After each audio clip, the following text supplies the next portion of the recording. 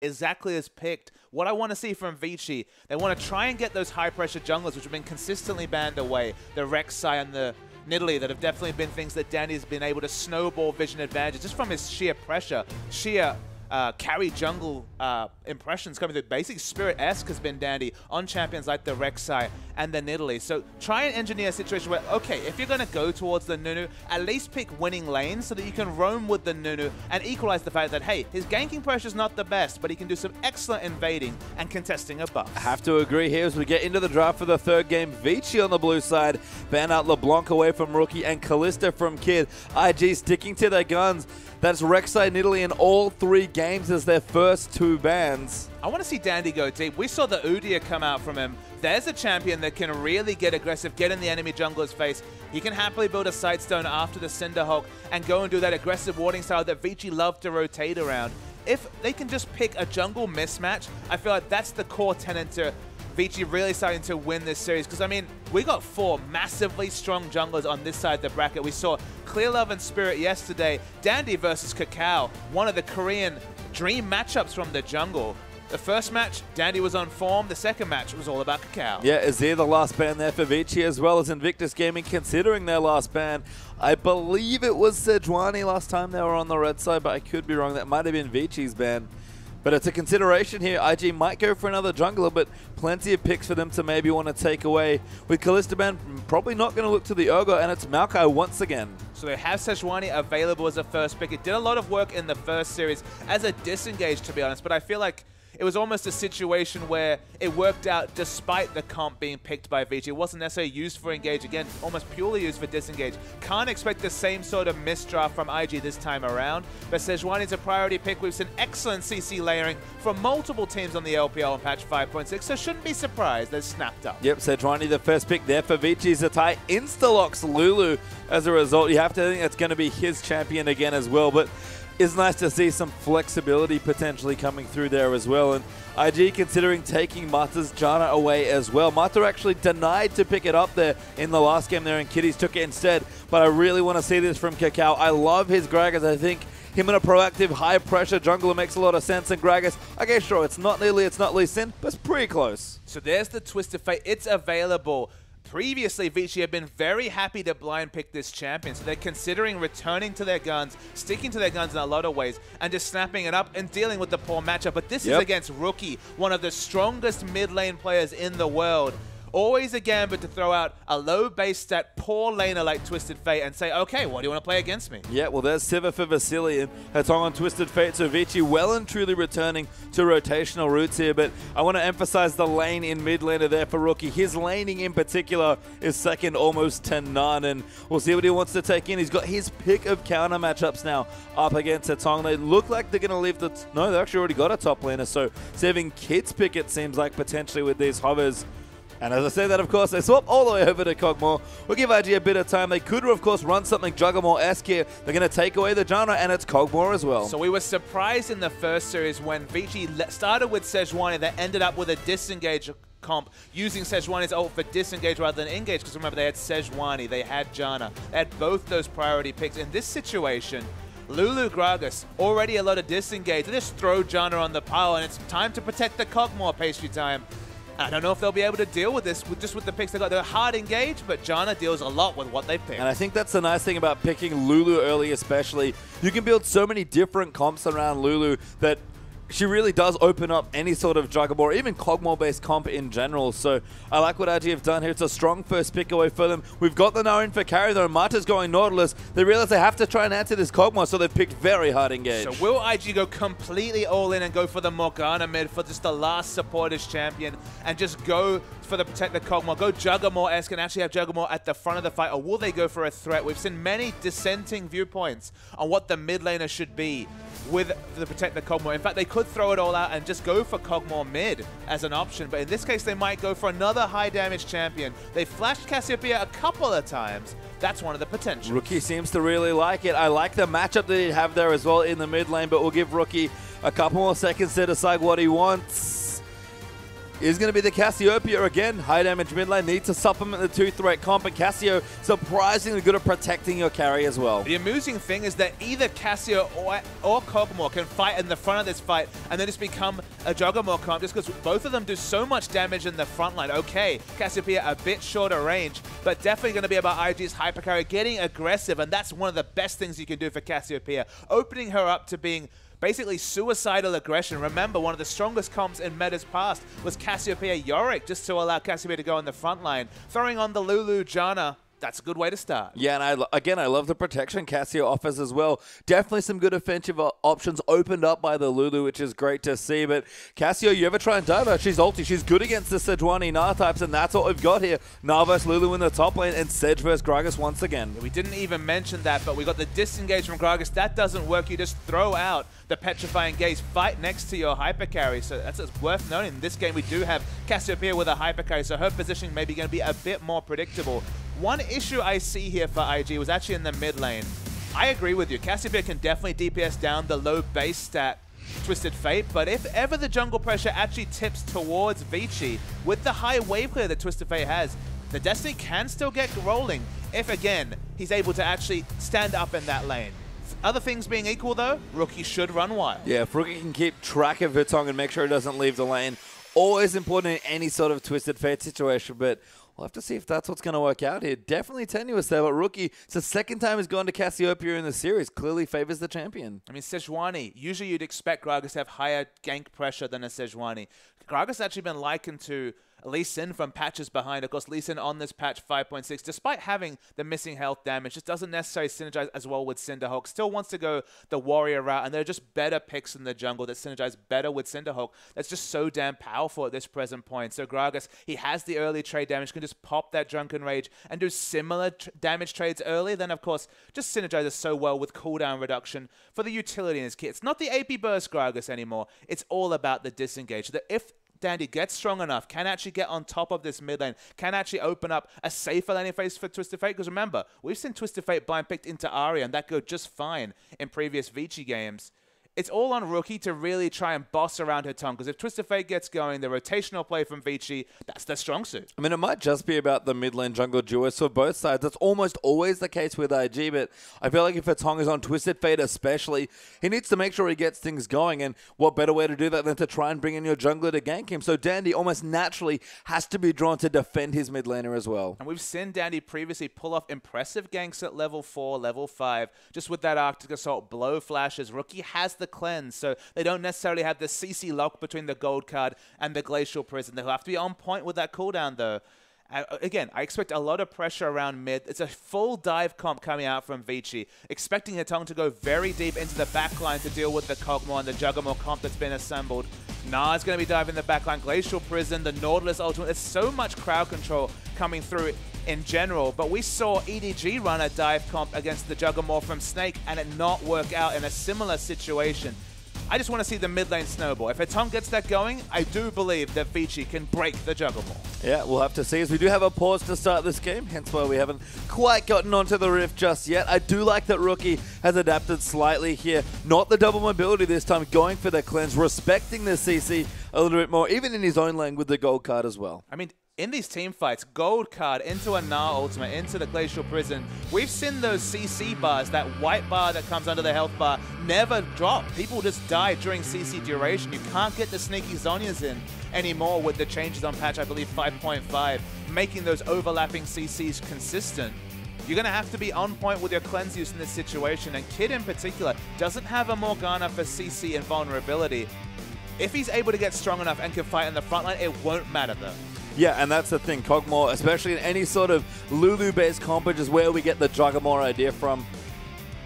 If Kid can get big, if Lulu can help support him out, Kid will run wild in this game, especially with his tank busting abilities and the range that he has as well. It's nice that he does have a reasonably strong matchup to pick himself into, even though it is a fairly defensive support in the Janna and not the Nami that we've seen a little bit more of. But Kid, again, he went off on Kalista in the last game. We'll see if he can do it again on Kog'Maw. And Cacao's already shown a propensity to pick up support items from the jungle. Remember, Face of the Mountain was his purchase in Game 1.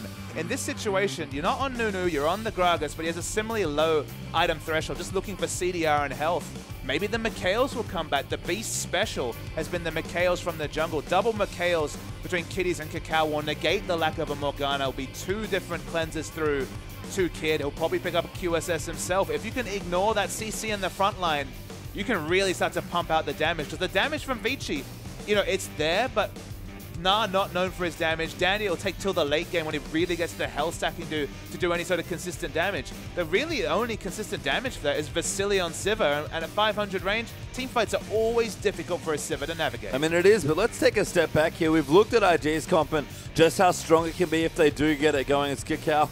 That's had a pretty big year on that, clearly, again, steadying himself for a possible 5-game series. But you look over at Vici, what's been the hallmark of their play when they've been winning in that big streak they had towards the end of the weeks? It's effectively not fighting enemy, it's out-rotating them, and they have a great number of both pick tools and rotational tools in this comp. So while IG, you feel, will hit that critical mass where team fights will be difficult for Vici to maneuver, as you mentioned, one of the best ways to deal with a strong team fighting team is to never team fight. If a Tong gets strong enough and can maybe rush the Lich Bane unanswered, can start the split push and open up global rotations, you've got Vasily on another high wave clear champion. It's worth noting that, of course, Lucian was available, Graves was available, and he defaults to Sivir. I thought Lucian would be the more obvious choice, as you can still push lanes and you still can play very aggressive but still have a bit of a safer late game team fight phase. Of course, Vasily, his positioning maybe not his strongest tool as a carry, is known to play aggressive, was always rocket jumping in on Tristana, usually relies on those repositions like the Relentless Pursuit for defensive options. He's going much more all in terms of the Sivir in this game. Maybe that suits the comp, maybe that will allow Carry to get in the backline. Carry on this Gnar, once again, very close to undefeated on this champion. Definitely his biggest pick. Yeah, I mean, Vasily, we tend to see Sivir in any sort of rotational-based comp, and that is what Vici have here. It's interesting to see Sejuani in this style of comp, but I do like it. Nautilus sort of for the same reason. You pick an overload of CC, you can pick people off in transition, or maybe more importantly, when you start to siege up turrets in rotation and you get aggressed on, you can disengage effectively. Well, I mean, the first choice was Dive. That's what they said. When they saw the Kog'Maw being locked in with the Janna, they went for Dive. Dive, I mean, your purchase may vary on whether that will work, but they'd locked in Sejuani first pick, and that's what they resulted in. But still, the Twisted Fate, that's the big question mark. Can they out-rotate the Juggernaut? Because late game, you always have to hand it over to the Juggernaut. Yeah, you do indeed. No one usually stops it once it gets going, and I don't know if Vici have the answers. As you said, Hatong, he's the big piece here. If he can get in that lane and start ganking the Kog'Maw, Kid may never reach the power that he wants to in this game. And that will be a big win condition there for Vici, but it's going to be difficult. Yeah, we'll see what they can do. We're about to get straight onto the Rift.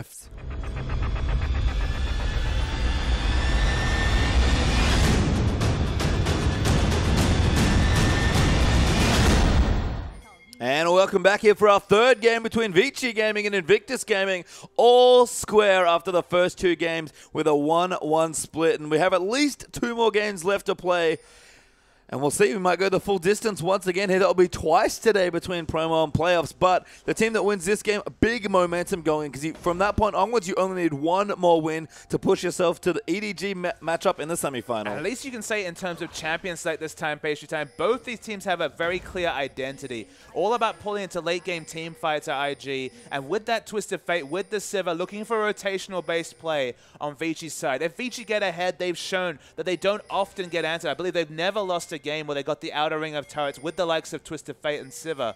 But again, it's going to be all about IG pulling it out to late, and Vici just trying to be assertive in the early game. Lovely to see teams with clear win conditions, and whichever one acts on them better, they should win this game. Yeah, given the first 2 games, which had some potential questionable picks there in the drafts, both teams with strong identities that fit their style that we've seen as well. So should be a very strong game. And as far as early adaptations go, we see a lot of early movement, a good line of wards there for Vici to try and potentially spot off a lane swap. But my favorite thing of all is Hatong and those boots one. Yeah, the boots, just to navigate the poison coming through from Cassiopeia. There's many different schools of thoughts on how to deal with these high-impact lanes. You might think, okay, I'll opt into the Flask 3 potions I have you know, over 600 health worth of sustain coming through. But against Cassiopeia, you just need to dodge that poison. If the Q poison never registers, then the multiple Twin Fangs won't come through. But you can see in this laning phase, the first one hits. Hatong's going to have fast feet to deal with this Cassiopeia. Yeah, Cacao takes away the blue buff. Zatai is jungling with him. We've started a freeze fairly strong for IG here in the top side of the map. So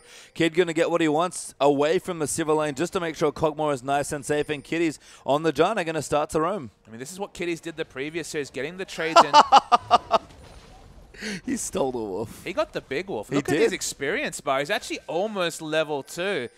It's not quite the Gromp steal that we saw Mako do with Support Vega. Rest in peace, Support Vega on patch 5.6. But hey, it's pretty close. Yeah, I mean, I think Mako probably has the monopoly on hilarious things that supports it. Actually, you got a red buff steal on Annie in the last week of the LPL as well. But stealing a wolf there with a John auto attack, Kitties can chalk that one up as a very big achievement. And it's crazy how big an impact that actually has, because what's this jungle follow? Carry's still level 1 for this second buff coming through. Wasn't able to pick up level 2. Janna continues to roam, of course, making her way down bottom to help with the Lulu.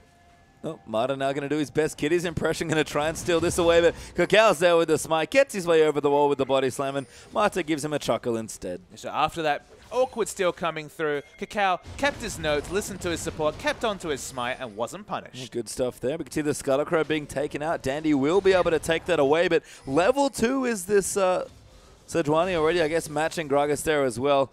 But again, Kitty's even the spare 53 gold as he joins Zatai for a very different looking duo lane now, kind of pairing with his top laner. Getting pushed in so far is the Lulu with Vici and Marta playing aggressively forward, but should be able to clear out just fine. So the freeze breaks here for Vici Gaming. Kog'Maw hasn't broken the freeze quite on top. No, he has as well. So, of course, Na is actually rotating at the right point. I thought they might need to send Sejuani to try and push in that lane, but the freeze breaks identically on both sides of the map. Yeah, good movement there from Na. Carry going to reach the lane just in time to start picking up CS. You can see Lulu doing the same thing. Actually equalize right now for these laners. So Zatai, again, Lulu can struggle in these situations. Doesn't always last hit that well under turret. I mean, the first Destiny could be really big coming out from this Twisted Fate because there's a lot of CC in the lanes. Nautilus, 4 CCs once he has ultimate, the depth charge available in the top lane. If you manage that Na bar towards level 6, or just the consistent slows coming out, you have quite a lot of CC in Na's kit. And Sejuani, I mean, less said the better. Level 6 Glacial Prison. The Destiny ganks, we mentioned the fact that they will open up the early game rotations. They need to be on point, but they've definitely picked lanes that combine well with Twisted Fate. And Hatong already gone back now. Got a Doran's ring to join in with his boots, plus a bunch of consumables. Rookie going to go back as well. Probably a tier coming through, and we'll see if he does want to go for the same build as last time. I don't know if he'll be opting into the Haunting Guys, just because the power spikes of his team this time are much later than the power spikes were in Game 1, I believe, when we last saw the Cassiopeia. Much more likely to see some later game purchases, maybe just the Rylai's for a bit of dueling effort in the mid game. If Hatong ever wants to rotate into a long lane and you have Rylai's, you have so much chase power, especially with the summon spell Cleanse, or you can just stay on top of that Twisted Fate when he looks to rotate around the map. Probably not going to be the catalyst, just because you don't want to opt too much into late game and ensure the game doesn't end before all your teammates hit their power spikes. No, but going to opt into the tier for now. Hatong actually without his ultimate roaming down, but just going to put a few friendly wards in towards IG's jungle entrances. Dandy jungling out as well. Now level 4 going to go back and spend a bit more gold as he moves in towards Cinderhulk after his Trailblazers being completed. But Rookie definitely has control of the lane right now. A good CS lead actually coming through. I mean, look, at the end of the day, Twisted Fate's going to have to play defense in this lane, respect the poison. We saw the first poison registered despite the fact that Rookie the boots were picked up by Hatong. Rookie smartly actually spots out the pink ward that usually gets so much value. We see those pink wards stay up for 10 minutes or more, but in this game, picked up. Yeah, done his homework there, has Rookie, so able to clear that up very efficiently. Back in the bottom, Vasily clearing away, but 80 carry CS is fairly even. You think that has to favor Kog'Maw again. It's we do often see Kog'Maw in a lane swap, but it's almost always with a Janna versus the Nami where they do prefer to lane. Absolutely. I mean, in terms of the 2v2, the Nautilus, sorry, has actually stayed in lane a lot more, but because Janna picked up that wolf, hasn't been punished for roaming around the map. Of course, visited top, visited mid, went bottom, helped with the jungle follow, but it's still same level to Nautilus, who's been anchored bad pun intended, to the bottom lane. Yeah, stolen a woof there as well, did Kitty. So done a lot of early work here and just soaking some experience. Dandy actually hiding here, looking for a 2v2. Kitties might face check him there and does. Now discovers him, but Dandy going to move in. Knockup does come through, but Kid going to get onto carry, and I think has to respect the damage. Kitty's still not using the flash, but Hatong's going to join in now as well. Kid does have his heal. He's going to use it at the last second. Kitties doesn't even need to use his flash, just the exhaust, and they'll keep chasing. No follow pressure coming, unfortunately, as Kakao has come to the bottom lane, but IG's dual lane dodges that Destiny wonderfully. And importantly, a big misfire on the first use of the Destiny page down. We talked about the fact that rotational play is largely opened up by successful uses of that global in the early game to snowball your way towards 20% CDR. And again, CDR means more and more Destinies, means more and more global presence. In this case, gets him nothing. IG had a look at the Dragon there as well, but I think smartly decided it was a little too risky, given that Vici had already pulled away from the gank, but Kid continuing to farm out now. Hasn't quite gone for that first shot yet, as we see Vasily already returning to his lane with a BF sword, but pushing the lane in, starting to deny carry a bit of CS, although he's keeping up nicely with the Lulu, sorry. Vintage Codex up for Zatai as well. Carry still with his longsword, has to make his first big purchase. Things have gone better than expected for IG. Their first Destiny didn't work out, and despite the fact that they were the ones to initiate the lane swap, they don't even have to deal with a Dragon coming to. No Dragon advantage from sending their duo lane top from the jungle follow that followed. I mean, Kitty's just delaying the power spikes for Gnar and Sejuani in the jungle has really helped them out. They lose their turret in bottom, but of all trades, they'll take that one. They will for now. Here, Kid does return to that lane with a fade as they've swapped back down, probably just for some Dragon control here as well. Rookie returning to his lane with some very early Sorcerer shoes. I like it. Knows that Hatong went for some early boots. Needs to be able to chase him down. He's gone for the flat magic resist blues as well, so just a bit more magic penetration. Helps with his wave pushing because, of course, the magic band works on those lane minions. And again, gives him more trade damage to Twisted Fate, and Twisted Fate can't just use a gold card to disengage because, of course, the cleanse has been elected to from Rookie. It's all about kill pressure onto Twisted Fate. They've punished him for his first roam by picking up CS. He's 26 CS up, which is actually quite a massive lead for this early into the game, and now he's getting kill pressure, and that's the ultimate punishment, death onto the Twisted Fate. Hatong seems to be looking for a Merc Treads, I think, as well, so very defensively minded there in the mid lane. Null Magic Mantle's just been picked up on his last shopping trip, but not really picking up any big ticket items or even decent mid-game items here for Hatong. So struggling on the TF so far with the Cassiopeia. I guess semi-counter pick coming through for Rookie, but the Dragon's still available. Carry's getting farming. For the most part, everybody's pretty happy. Once again, almost 10 minutes in and still no first blood. It's still no first blood. Both junglers been just onlookers for the start of this game. Actually a 5 CS advantage available for the Sejuani. But, I mean, you have to say that Cinderhulk is basically an item that keeps scaling into the late game because, of course, you get more and more gold value from each of your purchases. Sejuani getting closer to the late game with all her innate health scaling. It suits Vici if Sejuani isn't punished. And it's one thing for Kakao. It's always interesting to me when he doesn't choose to get super aggressive early on any champion. He's found success on pretty much everyone but Nunu as far as early pressure goes, and the Gragas you saw in the last game was much higher pressure than this. I know that IG are looking to scale into the late game, but I think for me, when Kakao's farming like this, look for his mid-game presence. That first Dragon team fight, if there is a big fight for it, if Kakao doesn't make a high-impact play from all the farming, he kind of probably just wished that he spent more of his early game just applying more pressure. And you think to some degree he'd harken back to the last time these two teams met during the latter stages of the LPL, I believe it was week 9 or so. He picked up the Nidalee and literally solo carried that game with a late game T5, picking up a crucial triple kill onto the backline and getting IG back into a game. They look like they had no chance to. Of course, Gragas isn't a Nidalee from the jungle. I'm waiting for the hyper carries, or so at least the jungle hyper carries, to be picked up, but it's been very defensive junglers. The disengage Gragas and the engaged Sejuani have been the popular picks this series. And then, of course, Nunu, the other one, enough said, not much about the early jungle pressure. I mean, to be fair, it makes some sense as Vasily does get slowed, I think, by the Zephyr. Might have spell shielded off, but Kid, with the Phage, looking to chase, doesn't even have the Sheen here and still feeling confident to win trades against the Sivir. I mean, Sivir has Twisted Fate for backup, but still is respecting the pressure coming through. Of course, didn't have the Nautilus, didn't really know the position of the Sejuani, but you look at the mini-map, 2 pink wards around this dragon committed to. That's 200 gold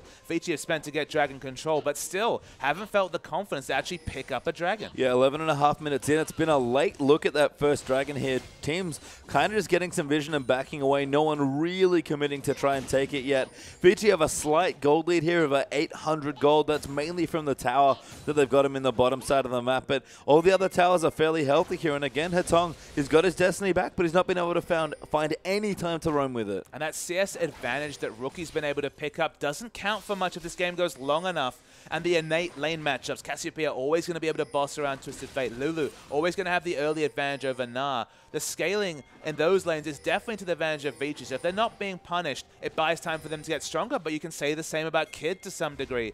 The one item power spike from Kog'Maw has really brought him back to the meta with just the Trinity Force. That's usually the go button when it comes to team fighting. He's going to have at least the Sheen when he goes for this back. Perilously close to that Trinity Force. Yeah, and just comfortably getting there as well. That's the big issue. Again, a fairly long early game here. Pretty long landing phases. One attempted a gank here by Hetong, but a misfire on the first Destiny. And that's just comfort room for Kog'Maw. He's farming up. If that Trinity Force comes in 16 minutes, 17 minutes or so, and Kog'Maw's being unhindered, especially if there are no extra towers or dragons to speak of, IG are going to have a field day with their mid-game. We already mentioned that Vici are the ones looking to take this game in the mid-game through rotations, ensure that just like IG was afforded last game, they can lose a few team fights in the late game, but if you're 8-0 turrets up, you win one fight, you win the game, and that's what rotations can do for you. There's been some decent rotations. They have the turret advantage, but no dragons to show for their early game comp. Yeah, and blue buff here for Cassio, and the dragons are an important highlight there as well. Vasily already took the bottom lane turret, probably wants to move into another lane and try and pressure it down. Hetong's done a good job here in the mid-game, actually pushing Cassio back and then getting on top of the turret. But this dragon still being up has anchored Vasily to the bottom lane where he can't go and take out other turrets. But the crazy thing is, Pastry Time, they've had 2 pink wards there for over 5 minutes. They should have had run of this dragon, even with the fact that Cassiopeia had the pressure on the mid lane. You've got Destiny, you're always going to react first to whatever's happening around the dragon. So for them to not be confident enough to start the dragon with Sivir, with Sejuani, who can now mostly shrug off this dragon damage, it's just a hole in the game plan for Vici. And Dandy started it, but IG is going to go in and fight them. Teleports up for both the top laners. Dandy has actually got exclusive vision, which we've talked about Vici having for a little while here. They will get the first dragon, but it's so late here. In fact, Cacao might even try and steal for it. He's going to throw in the ulti. No, doesn't bother. Teleports do come in, though, for Carry, but Cacao going to knock him out of it. Knocks him back beautifully. Ulti just flashed there by carrying Cacao. Now gets Wild Growth away as well. The ulti comes through the hits on the Kid and Zatai, but Cacao is forced to flash away. Dandy very low in the back. Cassiopeia going to get the first blood as a result. And IG going to reset with the Giant ulti, continuing to chase in. They've got so much potential to move in there, and they've got a lot of slows. They only get the 1 kill, but not too bad. Yeah, really low mana bars coming through. Sivir, Twisted Fate, both completely out of mana. Meant they weren't able to fight, despite the fact that Twisted Fate can move around those fights so slipperily and get out those gold cards on the Twisted Fate. So IG, they do move towards the mid lane. They should be able to answer this first dragon for the outer mid lane turret, and you'd always take that trade because the outer mid lane turret gives you so much access to the enemy jungle and get those aggressive wards down. That's twice now that IG have opted into this trade as well. We'll see if it works out slightly better than it did in that last game here, but Kid now could be in trouble there. Marta's coming through as well. The Destiny's in. He's got to find a way to flash, but the gold card's going to come in after the dredge line. Exhaust down there as well. Slow just missing. Kid will flash. Hetong will follow the gold card back in again, and he'll get the kill. There's a trade of flash. Much more important for Kog'Maw to hold on to this flash than Twisted Fate. Doesn't quite have the distortion boots just yet, but it's a good pick coming through. But again, it's a kill for no objective. In the end result, it's 1-for-1 in kills for an outer mid lane turret for a dragon. You always give the advantage to the outer mid lane turret, as some people are having some fun in the crowd. Yeah, apparently not enjoying the pace of the game so far, preoccupying themselves with some other things, but starting to pick up here. I understand it's been a slow-paced series so far, but don't let that fool you. The mid-game again, looking to be very explosive for these two teams. And if anything, we thought Vici would be the team prioritizing early turrets, maybe seeding away a couple of dragons. Never ideal to do that against a Protect the Kog'Maw comp, but when you've got the Twisted Fate, when you play so confidently, when you're rotating aggressively around the enemy structures and have 3 outer turrets done at 10 minutes, which has again been a common thing for Vici, you look a lot better. In this situation, they finally got that second outer turret, but they're working on this mid. Yeah, mid's probably dead here. I think Hetong's been doing great work. Good shield from Kitties to deny the pick a card burst there coming out from Twisted Fate. Athene's is done now on Hetong as well. Archangel's also completed for Rookie, so first items for everyone starting to come through, and Kakao again comfortably has an Aegis looking there as well. Does find the slow into Hetong. Will ult him back into the team, and Rookie's on top of him. Hetong nowhere good to go. Gets knocked up by a tornado, and who gets the kill but Rookie with the ulti? Actually forced out the petrifying gaze. I believe Rookie dropped poison, wasn't able to get the refresh on his Twin Fang, so has to use the team fight cooldown. No big structures to fight over, so probably not going to be punished by Vici. And the longer IG can hold on to this mid tower as well, I think the better things are going to look for them. Vici have managed to get the 2 side towers, but the ever-important mid tower that IG have already taken away from Vici is still here for them. I mean, Cassiopeia's had the blue buff. She hasn't been pressured that much. She's been able to wave clear despite not having instant wave clear, just because, again, has so much mana at this point that can just spam out those Twin Fangs quite happily. Getting that outer mid turret should open up some of the split pushing that we've expected to come from this series. But again, Twisted Fate's been basically anchored to a mid lane matchup. It's not going to win. Here's the Tyler got ulti by Carry. Big combo coming through for the Mega Naren. Now going to pop back into Mini Nut form. Hyper will proc as a result. Damage going to come through.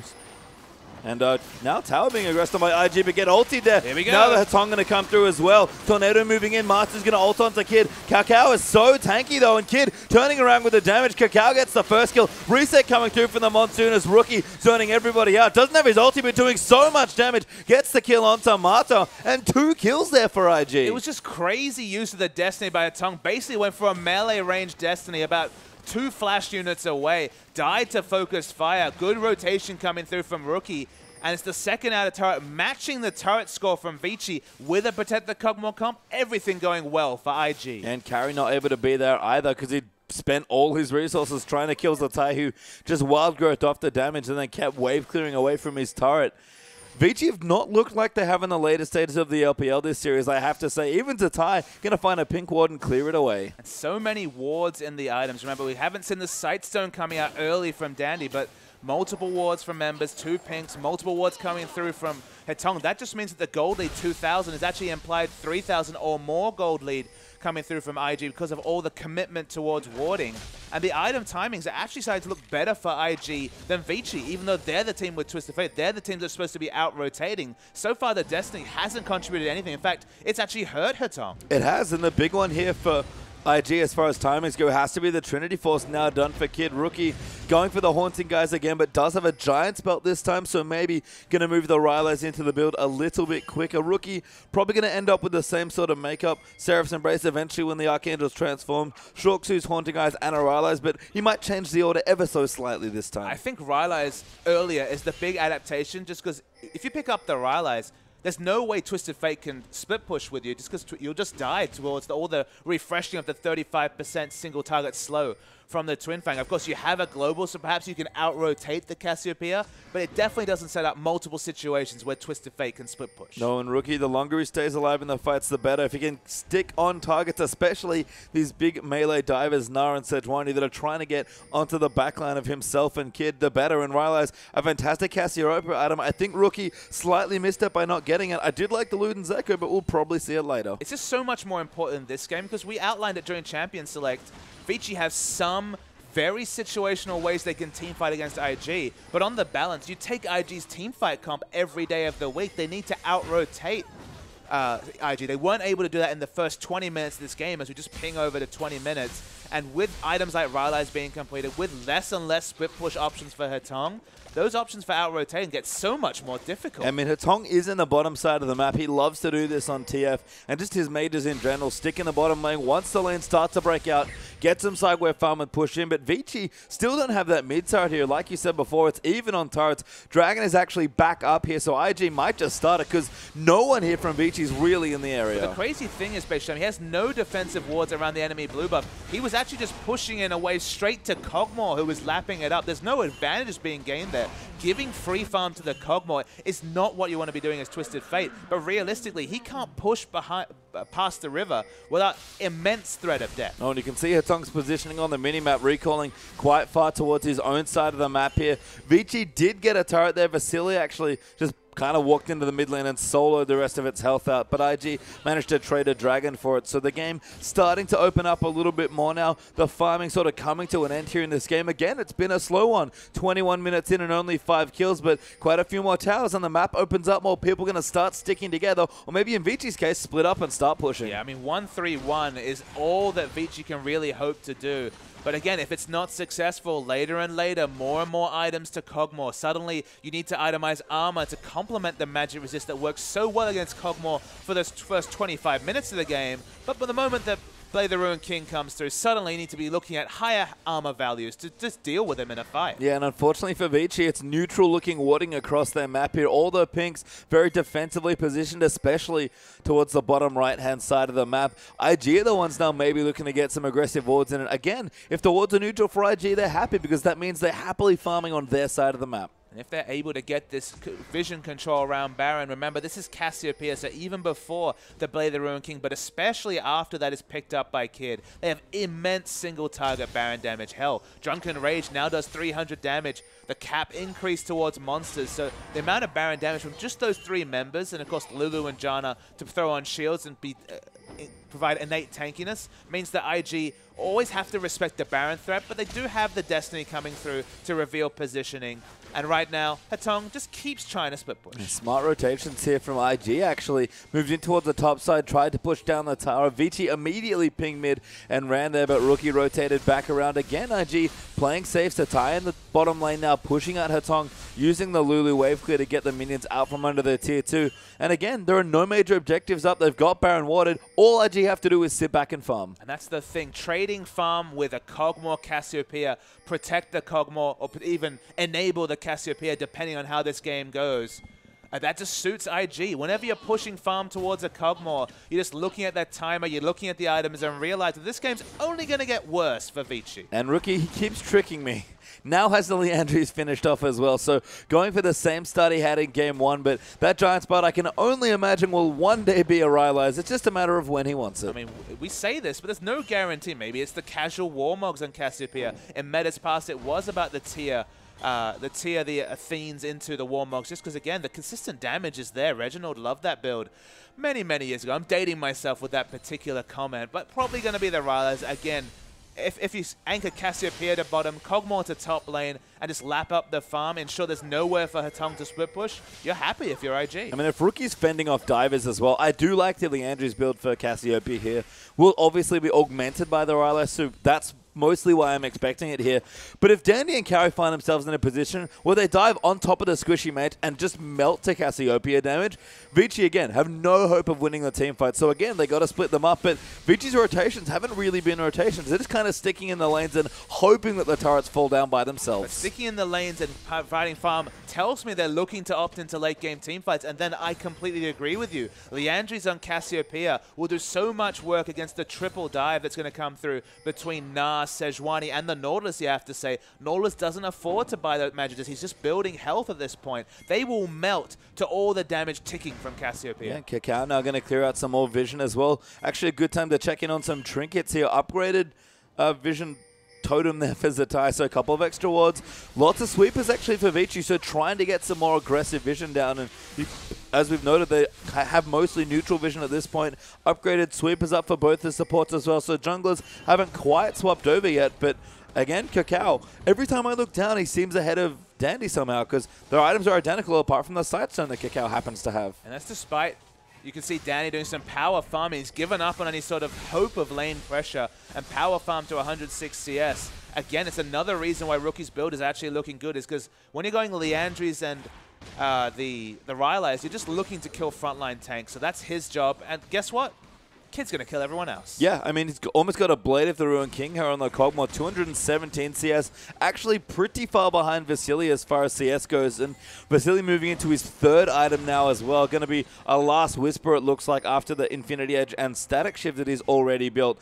Hatong now with the zombies might be able to make more plays, but Vici have to do something soon. Dragon back up in a minute as well. That might be our next pressure point, but even the second Dragon's not quite enough for Vici to really pressure IG. And honestly, how how is Sivir going to do damage in fights? You're going to wait for these fights. You're not going to walk past the Petrifying Gaze. You're not probably going to be able to DPS down Kid unless he has so many defensive utility shields and health increases like the Wild Growth that he wants you to be hitting him. So he has so much more range than you do as Sivir that you feel like there's going to be one of those situations where Sivir, her 500 range will betray her late game fighting. Although she does a lot of damage unhindered, there's plenty of hindrance, disengage, CC coming through from IG. And speaking of CC, Rookie, I'm happy to report, has gotten one step closer to the Rylai's. He's got the blasting one now as well. I think about 1,000 gold away from the purchase at this point. Don't try and cramp his style. He could turn that into a death cap. He's a strong man. He can build whatever he wants. He built Little Zeko in the game 1, so I'm definitely confident Rookie can do absolutely whatever he wants here, but almost level 16 now as well.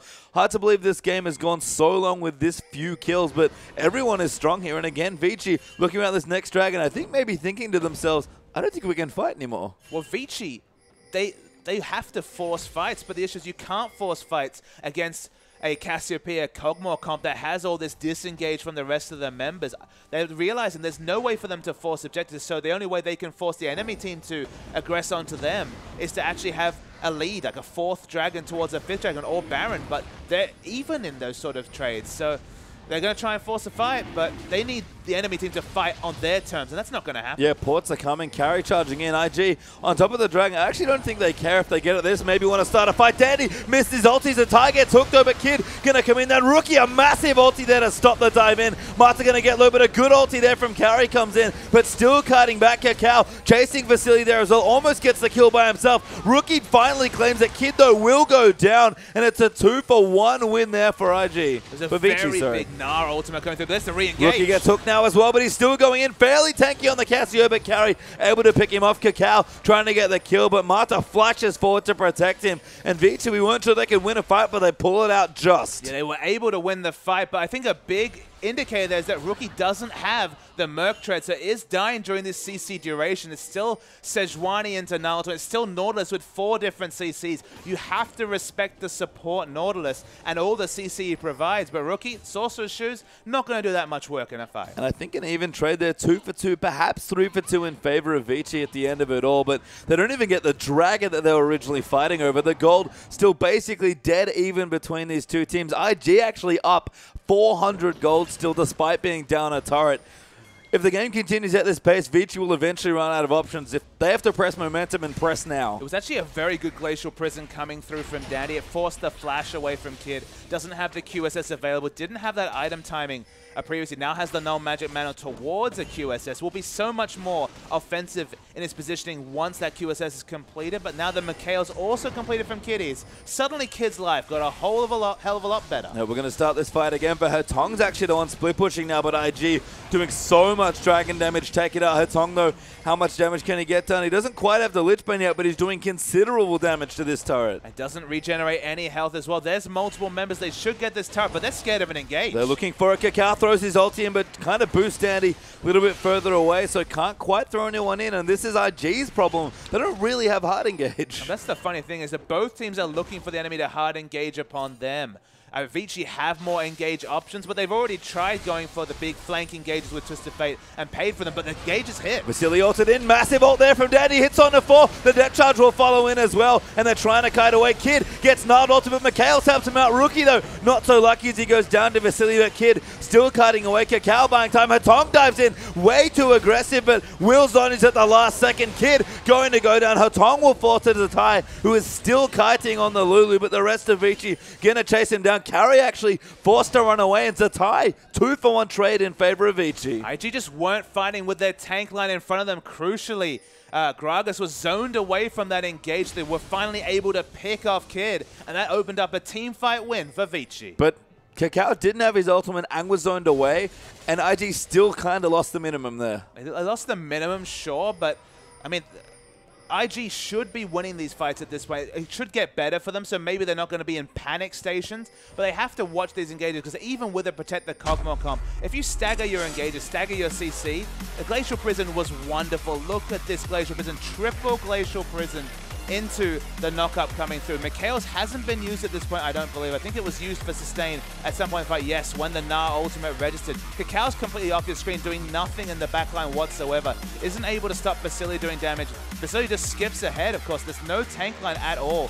4 members getting on top of Kid should never happen in a comp with Lulu and Janna, but Vici did it that time. Yeah, maybe a bit early on the ultimate for Zatai, but managed to do a lot of work and kite them around. Dandy actually going to get caught out. We'll get Gragas ulted back. Tornado plus the slows coming through there, and Dandy has to get a block. The good knockup comes in, but Carry comes in to save him. Kakao going to join in there as well. Still chasing RIG. They really want to kill Dandy, but he's fairly tanky on the Sejuani. The tower still in their way. Zatai going to whimsy his way forward. Good ulti from Dandy will keep him safe, and now Hatong coming in as well, diving in onto Rookie, who instantly cleanses the gold card. Can turn it around. The ulti will threaten, and Vici Gaming will back away. Might have been a chance for a petrifying gaze, but Vici got the hell out after the cleanse was used. So probably smart positioning from them. They have a lot of Baron damage, and Sejuani's in base. Yep, smart stuff, knowing that Dandy's recalled and can't get back safely. Just get on top of the Baron and take it away. It dies so fast, and Rookie gets it. Kakao didn't even smite. Yeah, the miss smite actually comes through. That's a big problem, but this is the engage. Yeah, Carry getting chased down. Kakao in the front line. Petrifying gaze will peel off Carry as he dives in. Marta going to be the next to fall as Kid managed to pick up the kill onto Nautilus. 2-0 now as Hatong getting chased away. The barrel just short there onto Hatong, but RG starting to gain momentum. Yeah, much better team fight with Kakao in the front line with the Wildgrow is still available in this situation. Rookie fighting next to Kid. Those are the fights IG are looking for. Took them 30 minutes, but they look good when they get them. And now the towers are going to start to fall. IG evened up the turrets. Now going to be ahead by 1 as they take their 4th turret of the game. They don't even need Zatai, who can teleport in if needed, and this tower's also going to go down. I mean, that's the thing. The Cogmore does so much safe damage to these structures, keeps proccing that Trinity Force. Cassiopeia setting up an effective zone, even without the Petrifying Gaze. The base is broken, and so might be Vici's game plan, because they never got the rotations they were looking for. For once, Hatong's Twisted Fate, it's really contributed nothing. And he didn't even get that punish. Yes, Rookie was pressuring him in the early stages of the lane, but I felt like Rookie started playing back in his lane, just scared of Dandy once level 6 here for Sejuani. Maybe Hatong just sort of put himself off kilter by failing that first Destiny a bit, but it's weird to see Vici pick this sort of comp and do so little with it in the first 20 minutes. The thing to mention is that usually those Twisted Fate split pushes that have been so successful in previous series have been facilitated by aggressive wards being put down by Dandy and Marta. This game, we've noted many times, their ward line has begun and ended defensively, maybe up to the river, but no further. So we never saw a situation where Twisted Fate could split push, and when he was split pushing around this area that you see him on the mini-map now, he was just pushing farm into Cogmore to gleefully just pick up without any pressure whatsoever. In terms of Destiny, we've seen 3 of them used for no real gain at all. And, I mean, 5 score involvements out of 5 is 100% kill participation. But with this rotational game plan, they should either have a turret lead or a hell of a load of kills, and they have neither. Sick flash every Kakao. Hatong flashes out of the Grug Assault, though. Will get the stun. Can't proc the barrel, so no slow for Kakao. But now the teleport coming in for Zatai. He really wants this kill, but a little too deep there for the Lulu. They get both escape summoners from Twisted Fate. They'll take that trade. Another outer turret goes down. The thing about Vici is their comp does nothing in this situation. Yeah, Kid actually face-tanking turret with a Lulu shield on him. Zatai maybe even just joining in for the Lich Bane damage as he's managed to finish that up as well. Carry looking in, but they can't really dive Rookie with the ultimate up ready for Cassiopeia. I mean, IG going to make all the decisions. They have the explosive cast available soon. They have the Petrifying Gaze, so you can't dive into them. They've already taken the turret and the inhibitor, so no reason to overstay. And Vici, even with all this initiation CC, we're getting to the point with Mikhail's, with QSS, with all the other options. IG have all the cards, and it feels like Vici, even with Twisted Fate, usually pretty good with the cards, not going to help out. No, not so much, as Hatong still in the top lane trying to push that out, knows that he can't really contest the Super Minion waves just yet, despite all the AP that he has. Dragons respawning right now for IG, though, and they will be able to pick it up as they prep for all this damage. And Baron melted, Dragon's going to go even faster. It's just been a really smart play by IG to answer all the obvious threats coming through from Vici. The Twisted Fate split push threat has been answered by strong wave clear from Lulu, so they never could opt into a situation where Twisted Fate was split pushing against Lulu. Cassiopeia's had incredible kill pressure onto Twisted Fate, so he's been avoiding that lane since very early. And look at this, Lulu just whimsying in, forces the ghost from Hatong. I mean, Zatai does respectable damage now on this Lulu. Morellonomicon, Deathcap, and now the Lich Bane means that the squishy Twisted Fate absolutely has to be scared of this top lane Lulu. And Lulu, normally a champion that's just fine with her 2 items, the tie, a real threat on this team now as well. Yeah, with the Lich Bane, as you mentioned, some single target damage continues to build AP, which of course builds up his defensive utility. And Kid is super scary. No rush for any sort of armor, any sort of armor penetration. No need for a Last Whisper, because only the Randuin's completed for carry. And Rookie is about to evolve into disgusting damage from Cassiopeia. I think he's maxed out his passive stacks, but he's got a Rabadon's on the way, and when I last checked, it's 558 AP. Yeah, 558 AP, add an extra couple of percentages there from the Death Cap, but it's going to be a lot of AP coming through from the Cassio. It really is here, and the Death Cap's not far away here for Rookie either, and to be honest, he hasn't really been needed. IG have just found some strong fights. Kid has been able to pick people off, and IG have played wonderfully around the map to get themselves to this spot. They steal away the blue buff from Rookie. Rotations even easier now due to the 3rd dragon they've gotten as well. And Kid, he's got his Phantom down, so he's ready to go with all of the Bioarcane barrage damage. I'm really loving the introduction of Cassiopeia to these Protect the Cogmore comps as Cacao gets a bit feisty in the back lane. Just throws his ult onto Vasily. Apparently doesn't really mind. The cooldown's pretty short, and Hatong going to go in. Actually peeling away as Carrie's found a very good spot, but he's getting ulted down. He's so low. Finally knocks him into the wall, and massive CC coming through, but IG still cutting around, keeping Kid alive. He's been wild growth. He's doing so much damage, but it's not quite enough. Cacao will fight back there. It's a 2 for 2 so far, but Cacao will quickly fall. No, gets out of the way. 2 for 4 so far, and Cacao might make it 5. Vici Gaming are keeping themselves in this game. Cacao tagged by a boomerang, body slams again. Barrow will keep him safe, so only 4 for 2, but Vici fight back. Oh god, their base. What an engage from Gnar, triple or quadra Gnar into the wall, getting the CC on both of the high damage threats. I never thought that would happen, but Cacao's now just going to try and buy time as the super minions do all the work. Yeah, they're both Nexus turrets are already dead, and Carry gets basically soloed out by Cacao's Gragas. Mata is desperately fighting off the super minions, but he can't really do that much on this Nautilus. Yeah, the Riptide buffs, they help a little bit, Pastry Time, but the moment they start to aggro the base, there's Sejuani. They might be able to buy just enough breathing time, but you're against a team with a Cogmore who can do so much damage from structures from safe range. Don't know how much time it really buys for Vici. I mean, they maybe just be able to sit everyone forward, Greg assault them off the Nexus, and just have all the shields sit on Kid, and he can just solo it out. Base is now wide open for IG, so Vici, despite winning that last team fight, lost a little too much as a result. Look, it was an excellent engage. Honestly, it was sloppy vision from IG. They had no vision to their sides, so they got flanked by the Sejuani, who was kind of waiting. He saw the Gragas ultimate being used. He said, I realize now I'm not being spotted out. So he just stood there for a long time, did Dandy. Finally got the Wonder engage. They didn't respect the Gnar bar from Carry. It filled up. Triple Gnar into the wall, into a 4-man Glacial Prison. They won the fight off the back of that situation. But yeah, the trade for the base, certainly not ideal for IG. So they lost the minimum for what was a poor team fight for them. But just coming back to Cassio one more time. A high damage mid laner, because remember, people have been trying to introduce a second threat to Juggernaut. A high damage mid laner with such an excellent disengage CC. Petrified engage, so much better disengage.